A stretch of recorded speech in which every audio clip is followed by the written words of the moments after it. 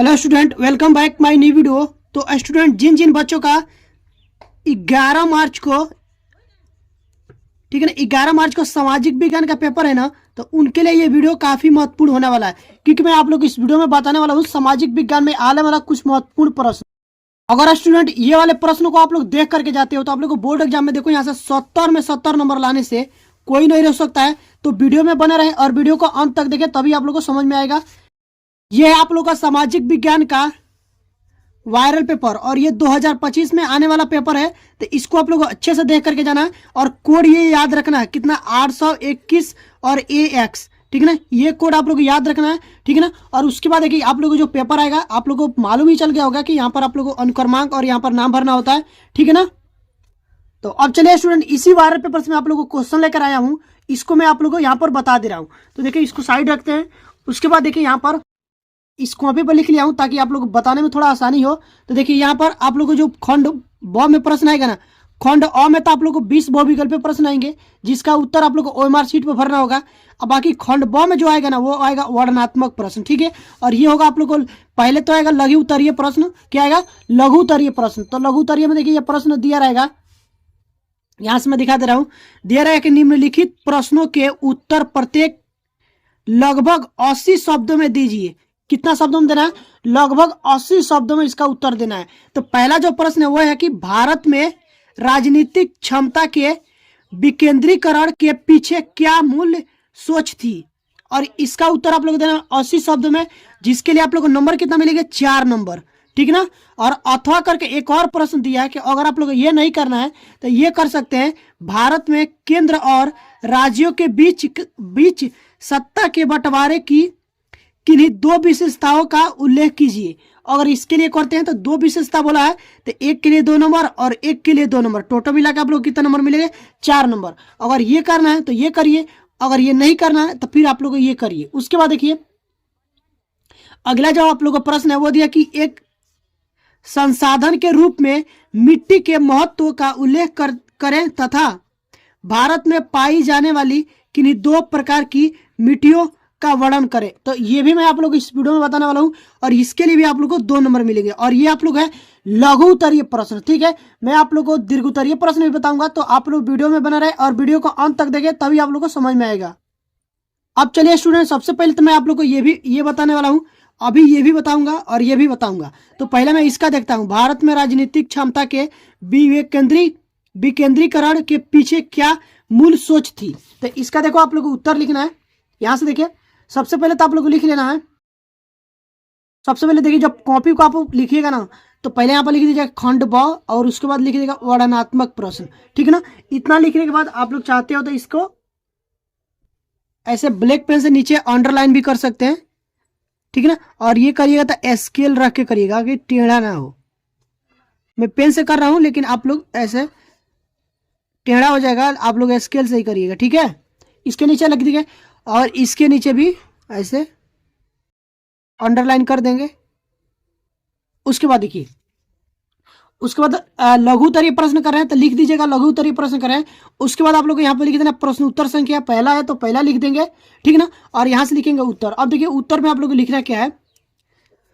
पहला का उत्तर लिखेंगे, जन केंद्र और राज्य सरकार से शक्तियां लेकर स्थानीय सरकारों को दी जाती है, तो इसे सत्ता का विकेंद्रीकरण कहते हैं। इसके पीछे बुनियादी सोच यह है कि अनेक मुद्दों और समस्याओं का निपटारा स्थानीय स्तर पर ही बढ़िया ढंग से हो सकता है। भारत में सत्ता के विकेंद्रीकरण के लिए सभी राज्यों में गांव के स्तर पर ग्राम पंचायतों और शहरों में नगरपालिकाओं की स्थापना की गई थी, ठीक है ना, दिख रहा है ना, की गई थी। लेकिन इन्हें राज्य सरकारों के सीधे नियंत्रण में रखा गया था। इन स्थानीय सरकारों के लिए नियमित ढंग से चुनाव भी नहीं कराए जाते थे। इनके पास न तो कोई अधिकार न तो कोई संसाधन था, ठीक है। उसके बाद लिखेंगे विकेंद्रीकरण का वास्तविक स्वरूप, ठीक है ना, 1992 में परीक्षित हुआ। 1992 में संविधान में संशोधन करके लोकतांत्रिक शासन व्यवस्था के तीसरे स्तर को मजबूत बनाया गया। तो इसका उत्तर आप लोग देखिए 80 शब्दों में पूछा था, तो हम लोग इतना लिखेंगे, देख रहे हैं ना। तो इतना अगर आप लोग लिखते हो तो ये आप लोग को 80 शब्द में हो गया। तो इसके लिए आप लोग को 4 नंबर मिल जाएंगे। अब हम लोग चलेंगे अगले वाले प्रश्न पर। तो यहाँ पर देखिए अगला जो प्रश्न था वो दिया कि भारत में केंद्र और राज्यों के बीच सत्ता के बंटवारे की किन्हीं 2 विशेषताओं का उल्लेख कीजिए। तो इसको देखिए कैसे करेंगे।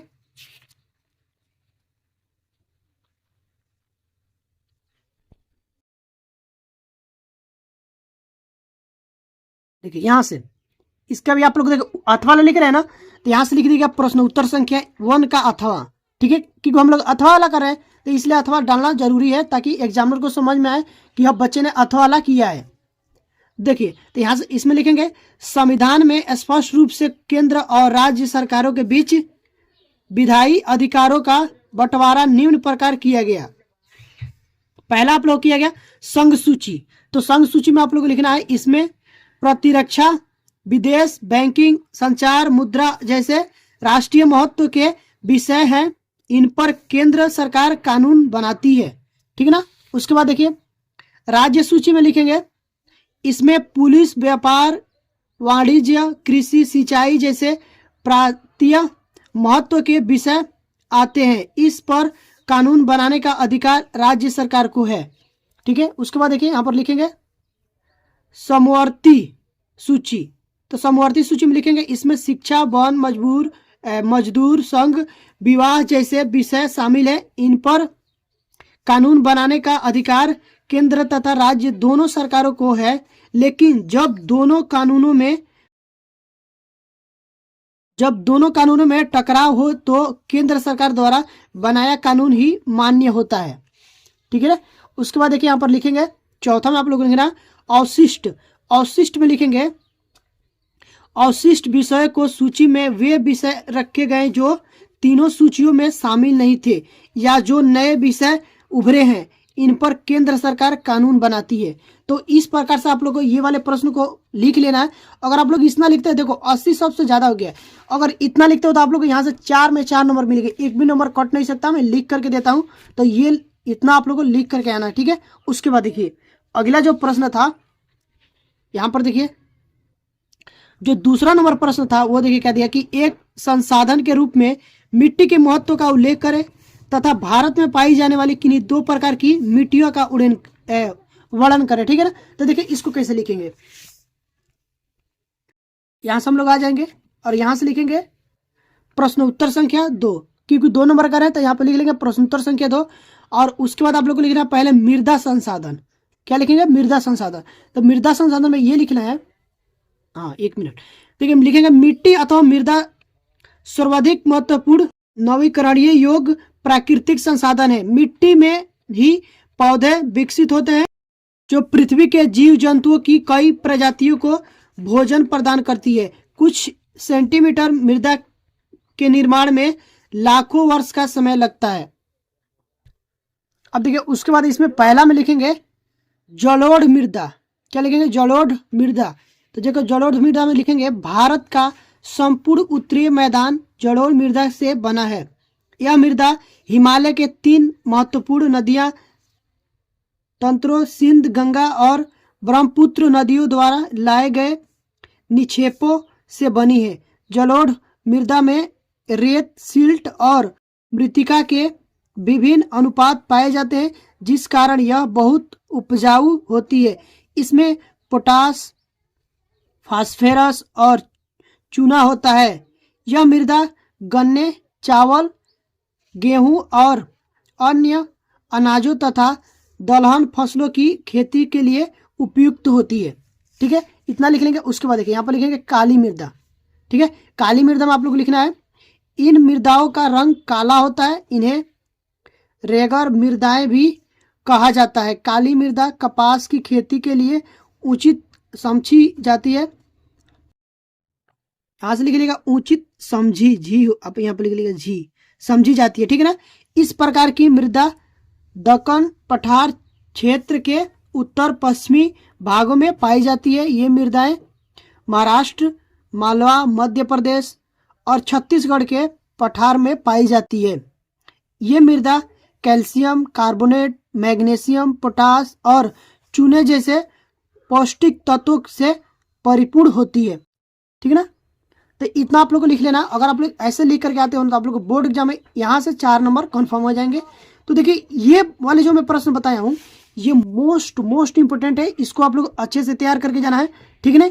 अगर आप लोग को ये वीडियो अच्छी लगी हो तो प्लीज़ वीडियो को लाइक करिएगा, और हमारे चैनल पर पहली बार विजिट किए तो चैनल को सब्सक्राइब करके बेल आइकन को प्रेस कर दीजिएगा, ताकि जो भी वीडियो डालूं उसका नोटिफिकेशन आप लोगों के पास तुरंत पहुंचे और आप लोग तैयारी तुरंत हो पाए।